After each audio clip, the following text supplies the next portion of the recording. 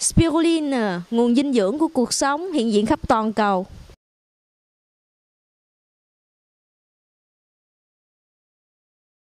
Bien, eh ben aujourd'hui c'est le Vietnam qui est à l'honneur pour Planète Spiruline avec la présence de Thi que nous avons rencontré lors de notre séjour au Vietnam l'année dernière. Donc est-ce que tu peux te présenter en 2 mots s'il te plaît? Oui, je m'appelle Thi et je suis un étudiant vietnamien. Maintenant, je fais le master à Montpellier. Ça sur la sécurité sanitaire des aliments.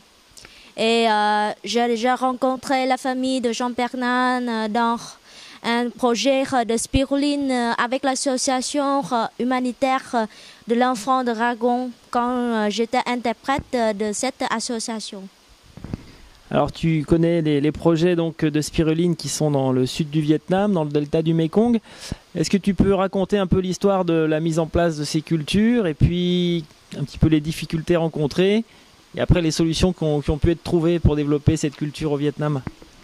Ah oui, spiruline, c'est pas un produit qui est maintenant très populaire et commun au Vietnam parce que dès 2008, il y a une industrie de pharmacie à Cần Thơ qui a déjà mis en place un projet de spiruline à Bình Thuận.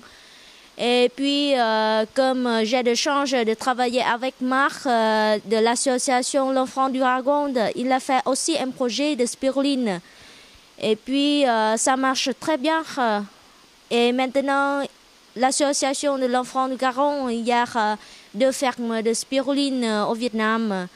Et le produit avec les bonnes qualités.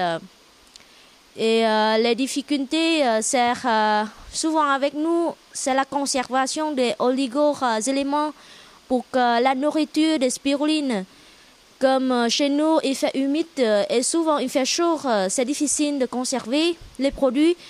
Et aussi, c'est le séchoir parce que maintenant, on n'a pas encore réussi de faire le séchoir solaire. Maintenant, Marc, il est en train de faire la coopération avec mon université.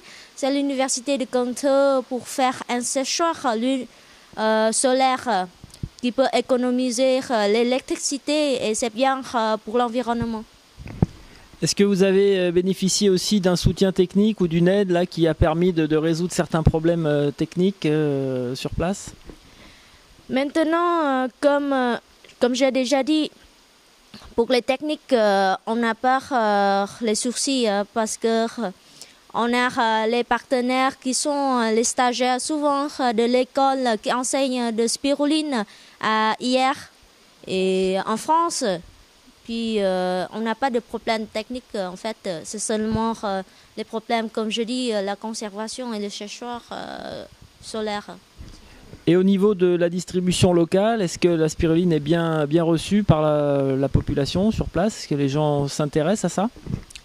Oui, c'est bien, parce que comme on sait que spiruline, c'est un produit, maintenant on peut dire que c'est un produit nutritionnel et qui est bien connu au sud du Vietnam.